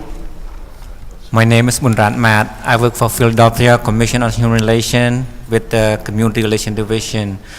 My name is Munrat Mat. I'm a former political refugee myself. I'm reading this statement prepared by Charlie's dad, who you saw on the Skype earlier. He could not be here because of his disability. Good afternoon, council members. My name is Chin Dang. I am Charlie Dang's father, who testified earlier on Skype. My family come here because we have nothing to eat in Cambodia because of the war. We were starving. We went to Kavidang refugee camp because it was the only place where we could seek refuge. I brought my family there, and eventually we got sponsorship to America in 1980 in the camp for 6 years. So in 1986, I went to the state. I knew nothing. I came here not even knowing the language. They settled us in a poverty-stricken neighborhoods. It's like we was dropped off and left to fend for ourselves. Welfare assistance was there, but only helped with a little bit. My wife worked so hard to provide for us and family because I'm disabled from the war. We had to make sure rent was paid and bills was paid. Because of the poverty and violence in the neighborhood, it made it hard to raise the kids. There was a lot of racial tensions, bullying towards our community since we were the newcomers. My son experienced that. It was hard on him, growing up in the neighborhood. He was falling through the crack. My son was involved in a fight when he was 15. He paid his debt to the society. He made a mistake and he paid for it. After that, he should have been allowed the right to be with his family. But instead, he was deported to Cambodia 15 years later. At the time he was deported, I couldn't even speak about it. I was out of words. I was angry and asked myself, why America? You brought me here. I made a home here. And when my son made a mistake, he paid for it. But then, you also rip him apart from me. This law reminds me of the Khmer Rouge law. It is not right. It is inhumane for families to be separated like this. In the beginning, after he was deported, it was hard. I was always worrying about him. I wonder if I have a place to stay or anything to eat. He didn't know the language or the culture of Cambodia. He's been here since he was a baby. At the time, we couldn't talk too much because calling to Cambodia was expensive. I miss my son very much. I wish he's here to support me or anything. We all miss his humor and laughter. And he had a family of his own here. His children miss him. My family will never be the same. It makes me physically ill. Every day that goes by, I stress about it. My grandchildren, without a father, it hurts them. I know. I take them to school every day. I want my son to be back here with his family. I would be a rebirth for me again. I would rather be deported to Cambodia if my son can come back and be with his family and his kids. I want this law to change. I want my son to return to me. This is not justice.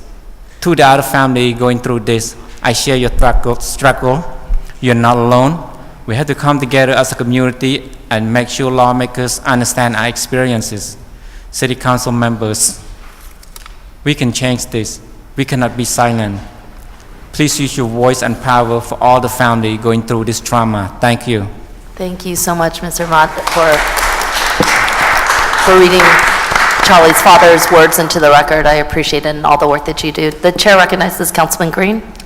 Thank you. Just in listening to the stories, I think I'm starting to get a pattern, a perspective. So what I'm understanding based on what I'm hearing is that you and some of the other people who have testified came to the United States either from Cambodia or other countries, and although your children were young but were born not in the United States, but were born in foreign land, came here, right, and then may have taken an unfortunate step as a young person, right, may have been convicted of a crime as a felony, and then after serving their sentence, because of the way the 96 immigration law is written, has a retroactive perspective that any offense that they may have committed prior to the legislation going into effect, that can cause them to be deported at some point in the future.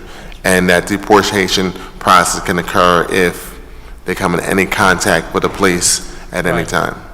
Okay, I think to me, I wanted to hear some of the perspectives from different families before I kind of got that perspective. I mean, that clearly to me shows one of the problems with our country's immigration laws, whereas a person can come to this country at a very young age and be a contributing part of society, and then have an unfortunate situation, and then pay their debt, but then we're still holding them accountable for something that they've already,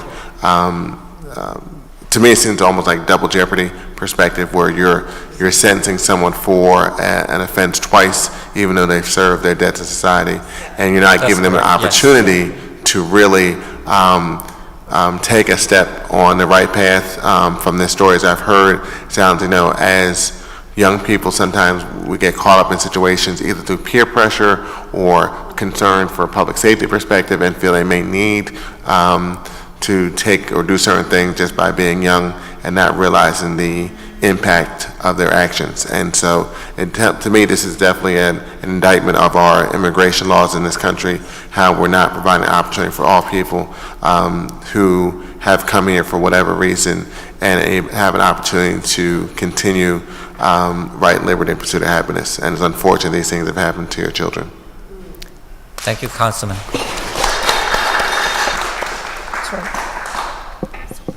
And if I could just add a little bit to the councilman's words, I do believe that a number of people have been picked up even without proactive engagement with the police, that the Immigrations and Customs Enforcement is actually going through old records and picking people up. And that has been one of the concerns that was raised by Mr. Deng's family, to be picked up over a decade and a half after a crime has been committed and time is served, that this is not in any way a process that is seeking to really give make our community safe, or any of the things that are done under the pretense of the law.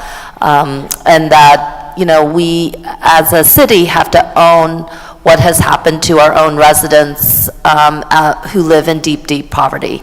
And particularly for many vulnerable immigrant communities, we have to recognize what we do when we aren't fully supportive, or our state is not fully supportive of our school system, when we're putting people in desperate situations and in unsupported conditions within our city.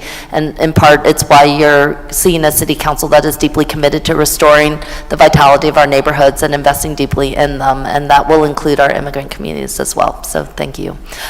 Could the clerk please read the final panel?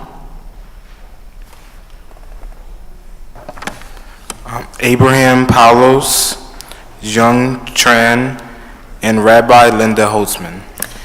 Thank you very much and welcome. We've had an amazing day of testimony. One of the things that we have also is just a little bit of a time constraint. So to the extent that you could summarize your testimony, we will absolutely have it within the record and make it part of the public record. We would appreciate it. Thank you very much.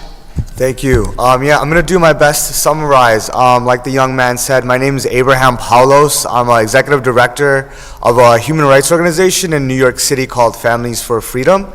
Basically, what we are is a membership organization for those that have been directly affected by these two systems, the criminal justice system and the deportation system.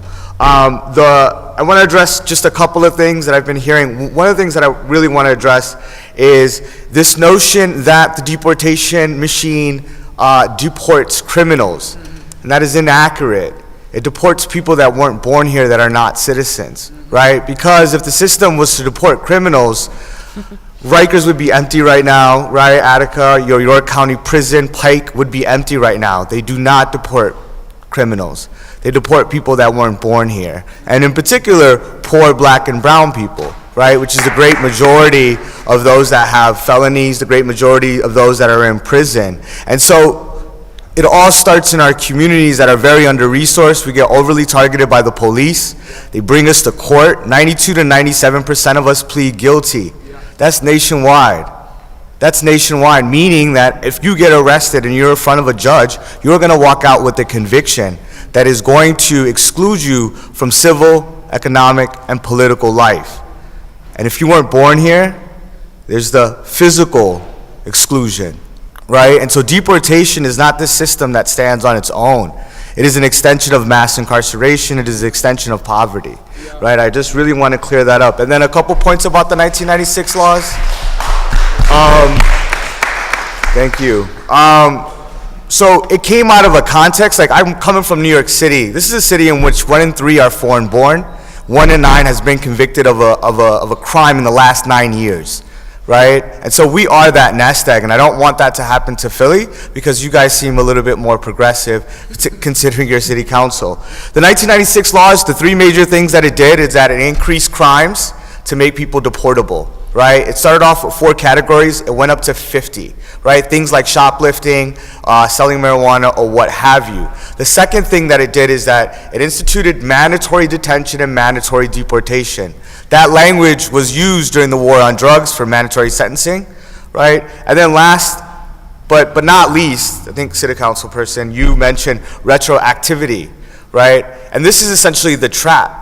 And what that means is that there are hundreds, if not hundreds of thousands of people in the United States of America that have green cards, that are not citizens, that have committed a crime before 1996, such as I have a felony, right? Before 1996, it wasn't deportable then. It became deportable after. So these aren't crimes that, all of a sudden that we were able to sneak out of a system and be able to get home and raise our families and go to school and live our lives that, we didn't get you then. Absolutely not. This is an issue around the 1996 laws. This is an issue that in which they purposefully did to criminalize our communities, which are poor black and brown people, during the 90s, right? Which was when they had a war on drugs, the war on poverty, and essentially the war on black and brown people. Deportation is the consequence of that war. So if we need to end the drug war, and we need to end this war on black and brown people. Thank you.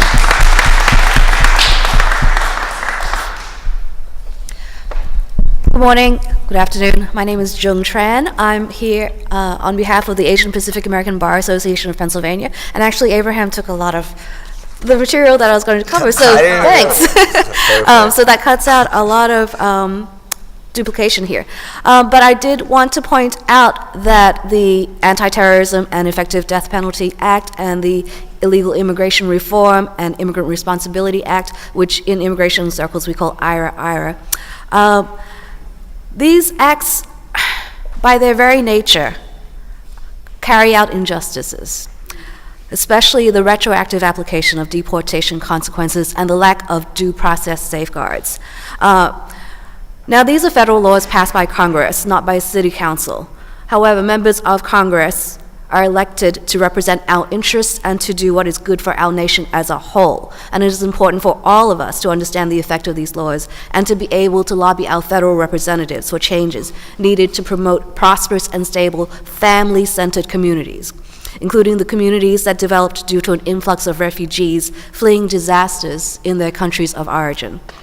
From 1976 to 1996, under immigration law, lawful permanent residents convicted of serious crimes could ask an immigration judge to weigh the equities of their lives in deciding whether to issue a deportation order. This judicial discretion was not always exercised to terminate a deport order. It did, however, allow judges to evaluate the entirety of an immigrant's life against the crime or crimes committed, and to decide if that person deserved a chance to return to his or her community after serving that criminal sentence, rather than being further punished by deportation to what for many was a foreign land. By 1996, however, a backlash had grown in response to this discretion, and IRA removed it, making it mandatory to deport any immigrant convicted of, quote, an aggravated felony. And these two 1996 laws, as Abraham mentioned, vastly expanded the list of crimes that made an immigrant subject to mandatory deportation. Before, the only convictions that triggered mandatory deportation were crimes involving violence and a term of imprisonment greater than 5 years. Now, aggravated felonies under the immigration laws include convictions that might neither be aggravated nor felonies under state law. For example, all drug convictions, almost all, very, very small exception, all drug convictions, all theft convictions, and all crimes of violence with a sentence of more than 1 year, as opposed to 5 years before, are now, quote, aggravated felonies. And again, as Abraham mentioned, compounding the seriousness of the consequences of these laws on those it affects, these provisions were made retroactive. So this created a greatly expanded class of immigrants subject to mandatory deportation, at the same time eliminating the discretion of immigration judges to weigh the equities in that person's life. So this ex post facto retroactive nature of convictions that happened before 1996, there's no way that defendants could have foreseen, there's no way that their legal counsel could have legally advised about voluntarily pleading to such an offense could mean to them down the road. And that is unfair and an injustice. As an immigration attorney, I can tell you that being convicted of a crime that is, quote, now an aggravated felony is a death knell in a deportation case. Does not matter how good a person my client is now, how much family and community support he has, what he has done to turn his life around since the conviction. Does not matter who depends on him or whose lives would be so much worse without him. It does not matter that he served the sentence for his conviction or whether or not he's remorseful. His worth is reduced only to the fact of the conviction. That conviction trumps every other factor in his life. And that's the effect of these 1996 immigration laws on our communities. Now, in addition, if that immigrant was a refugee, that makes his deportation even more problematic, in my view. To deport a former refugee back to his country of origin means sending him back to a place he or his family fled in fear of their lives. Former refugee status is the type of factor that, pre-1996, an immigration judge could take into account in deciding whether to deport someone convicted of a serious crime. Under the present laws, post-1996, no such consideration is allowed. So I want to talk just a little bit about due process from the legal perspective. So in a country subject to the rule of law, due process is an important safeguard to prevent injustice. Due process requires that notice be given before the government takes away a right or imposes a penalty. And it guarantees that the individual affected be given the opportunity to respond. The retroactive application of newly created classes of aggravated felonies, coupled with the elimination of judicial discretion to take into account positive factors in an immigrant's life, means that non-citizen defendants entering pleas before 1996 had no way to understand the future deportation consequences of these pleas. Retroactive application of the laws is rare, should be used sparingly, if at all. Here, it was imposed with a broad brush, and as a result, has affected so many without adequate notice, which is a violation of due process.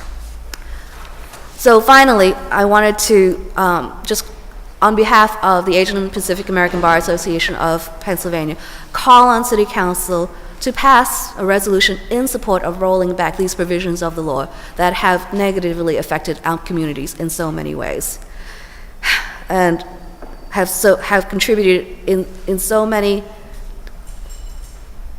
in these individuals, and we should never forget that these are the individuals affected. The school-to-prison-to-deportation pipeline, these have affected the most vulnerable and troubled youth in our communities, and they deserve more from us. Thank you. Thank you very much. The chair recognizes Councilman Green. From a legal perspective, I'm just thinking about, because I've been thinking about some of the legal issues and the lack of due process, and it seems like prior to 96, the judiciary had the opportunity to make an equity decision based on the offense that occurred, whatever restitution that was made by the individual, and what's going on now. And I guess my question is, the 96 legislation takes away that due process and discretion opportunity, and is my assumption that that's based on the fact that the person that's being deported is not a citizen of the United States. They don't have the opportunity and are not afforded the full power of the Constitution, so they don't have that due process. Due process is not limited to just citizens of the United States. Due process extends to people who are subject to the jurisdiction of American laws. And so we don't limit it just to actual citizens. Right, and so then from that perspective, I think there's a constitutional issue that if a person who has been convicted of a felony, and that felony occurred prior to the passage of subsequent legislation, then how would you be able to be deported based on legislation that occurred after you have committed the actual act and you're sentenced for that? That's what I argue is the due process violation. Right. There's no way that you could predict that this could happen. And you should, when you're deciding whether to voluntarily Right. plea, you need to understand what the full consequences ramifications, are. right? And that's, Yes. I guess, my question from a constitutional argument. Couldn't well, you've got to get a vehicle to get it to the U.S. Supreme Court, but I would think that is a constitutional challenge that when a person, especially for those who committed an offense and pled guilty to offense prior to the 96 legislation, that you have to be afforded the right from defense counsel that the decision to make a plea, you can make an argument that the judge violated jury instruction because, not jury instruction, the instruction to the defendant when a plea is made, that you're going to be subject to a future penalties that you didn't even know about. So that's a violation right there. The Supreme Court has opened a small door to try for defendants to challenge convictions based on inadequate assistance of counsel because people couldn't know what future consequences were. And so challenge not the deportation, but the actual conviction. Yeah, to challenge the convictions. And using the conviction as a way to get to challenge the deportation. Yeah, so if you can undo the conviction, then you're not subject, hopefully, to deportation. But the actual deportation itself, the mandatory deportation, no, we have not progressed on that front. And so using the conviction angle as a way to get to the deportation. I'm sorry, say that again? Using the angle of that ineffective assistance of counsel in reference to the plea, to the conviction, as a way to address the deportation. Yeah, but it does not help with the mandatory deportation provisions. Yeah. Is there any current cases that are vehicles that can be used for a Supreme Court challenge? I'm not aware. I don't know at this point. Yeah. Okay. Just from a pure equity perspective, it just seems that once getting to a Supreme Court level, I think someone should be able to make the equity judgment that a body, that this is not, just from a pure equity perspective, is not fair, that you're pleading guilty to something. I think it's a due process violation. Right, Yeah. and and then when you think of the history of this country, you have many people that if this type of legislation was in effect when the country was founded, they would have been deported from this country. This would be a very different country. Exactly. It's unfortunate that people don't have the resources to defend themselves in this type of situation, in order, one, to get citizenship so they don't get into this trap. And also in the immigration context, you are not guaranteed counsel. You have to go out and find your own counsel and pay for them. Right. So it's not like in the criminal context where if you're accused of crime, you have the right to counsel. We don't have an immigration Gideon. So, yes. Right. Yeah. Thank you very much, Councilman Green. Good afternoon, Rabbi. Good afternoon. My name is Linda Holtzman, and I am rabbi of a group called the Tikkun Olam Chavurah, and I'm on the board of the New Sanctuary Movement. And I'm approaching this from a different angle. I'm approaching this from the fairly simple statement in the book of Genesis that says that God created humans in God's own image. In the image of God, God created them. Male and female, God created them. I believe that refers to all humans. I'm not a perfect person, but I've been a very lucky one. I was born in the United States. I've chosen to live here. I was raised in a middle-class household. I'm white. So while I've made mistakes in my life, I've neither been arrested nor incarcerated.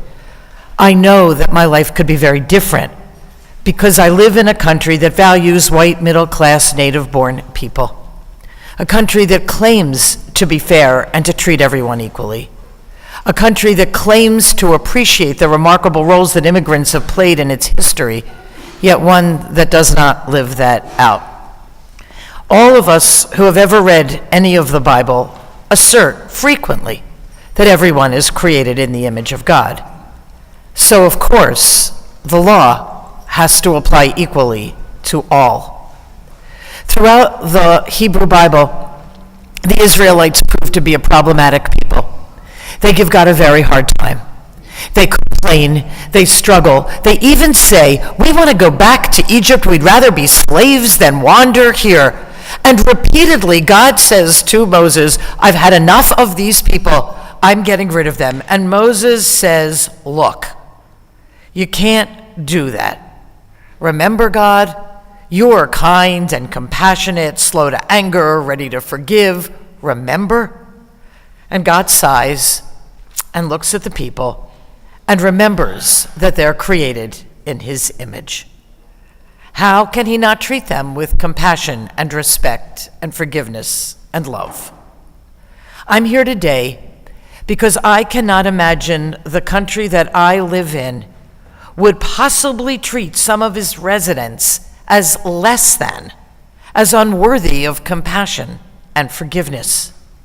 I'm here today because the immigration laws of 1996 are, as we have seen over the past 2 hours, quite clearly unjust, forcing people to be punished over and over, often retroactively, in completely unfair ways, for things that they have done wrong.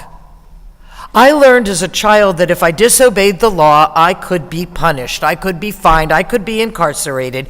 But I learned that once I was fined or the incarceration was complete, I would be free to return to my community, and it was genuinely finished. We don't punish people twice for the same crime. We don't continue to imprison or fine people endlessly for a crime that had a limited sentence. Of course this is true. How else could we act toward the human beings who live in our country? But somehow, with the case of immigrants, in our supposedly fair and just country, fair and just treatment no longer exists. Someone can be punished for something they did years ago, for something that they've long since completed their sentence. And in the course of this treatment, their lives are thrown upside down. Families are torn apart. Spouses are left on their own. Children are left without a parent. Is this something a just and compassionate people would do if we are really created in the image of a just and compassionate God? I expect to get a second chance if I make a mistake and deal with the consequences of that mistake. I expect to be able to change and grow and be treated by others who believe that that change and growth is possible. I expect to be treated fairly. But if I were an immigrant, would I suddenly no longer be able to have those expectations? God was willing to forgive the Israelites over and over and over again because God was modeling belief in the possibility of change and growth for all people. Don't all people today deserve to be treated in the same way? I'm here today because I'm appalled. I'm appalled that in this country, this state, this city of brotherly and sisterly love, we could even consider this harsh, demeaning, and unjust treatment of anyone in our community. And I'm here to ask you to stand up firmly against such treatment. When we read that God created all people in God's own image, he was telling us how to behave toward all human beings. May we all learn this lesson. I urge Philadelphia City Council to take the lead for local communities around the country, as it has so many times in the past, and to pass a resolution in support of rolling back the 1996 immigration laws and ending the school-to-prison-to-deportation pipeline that these laws created. I thank you so much for your time, for your attention, and for being present for this whole community today. Thank you. Thank you so much, Rabbi. Thank you, Rabbi. The chair recognizes Councilman Squilla.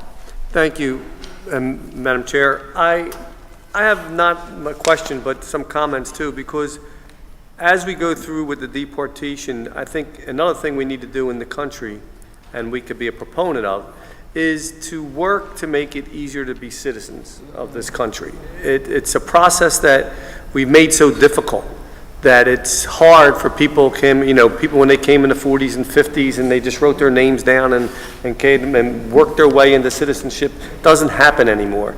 And so what we need to do is, as a parallel mission of this, would be to give people a second chance, but also enable them to become citizens easier so that we could then go forward and they be American citizens and they would have the same rights as everybody else.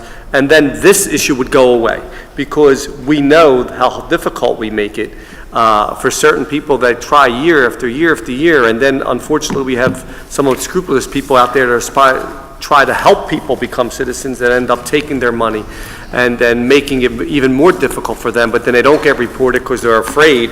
So we have this vicious cycle going on right now. So I think, as advocates of City Council, that we could work with our state and federal officials to look at this avenue to say, what can we do as a country to our country was built on immigration. Everybody came from somewhere else. So at that time it was easier, and now it's more difficult. What can we do to make it easier? So that's my statement, and I think it's something we need to look forward to. Yes, absolutely. Thank you so much, Councilman Squill. I'm grateful to you. I want to thank everybody who came out here today to testify. Did want to ask if there was anyone else who would like to testify today.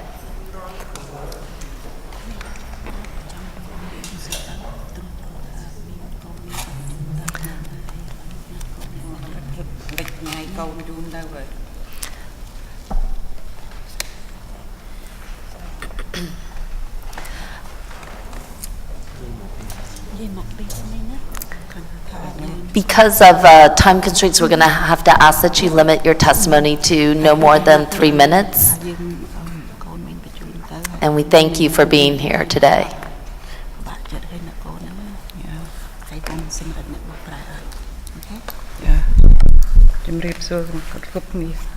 Hello. Could you please state your name first? Your name? Sarun Lang. Sarun Lang. Sarunak. Thank you. Welcome. ខ្ញុំកូនខ្ញុំមួយបានគេបញ្ជូនទៅស្រុកខ្មែរដែរខ្ញុំបាននឹករលឹកកូនខ្ញុំទៅបានចំនួន3ឆ្នាំហើយខ្ញុំចង់បានកូនខ្ញុំត្រឡប់មកវិញព្រោះខ្ញុំមានកូនតែមួយហ្នឹងឯង I have one son who is deported. Oh, could you also explain your name, state your name for the record, and then if you could pull the mic a little bit closer to you so we can hear you better. Thank you. Okay, my name is Som. I'll be translating what she had to say. Thank you. I have a son who already deported. I only have one son. And ខ្ញុំចង់បានកូនខ្ញុំត្រឡប់មកវិញព្រោះខ្ញុំមានកូនប្រុសតែមួយទេហើយខ្ញុំចាស់ហើយឥឡូវនេះ I'm very old and I want to see my son back. I only have one son.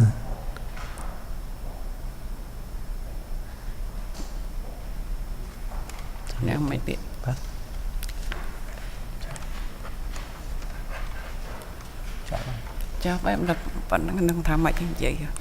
Thank you. Okay. Thank you very much. Okay. Thank you. Thank you. Thank you very much for being here. As we conclude with this hearing, I want to say how much it means to have so many diverse communities coming together today to raise awareness about this issue.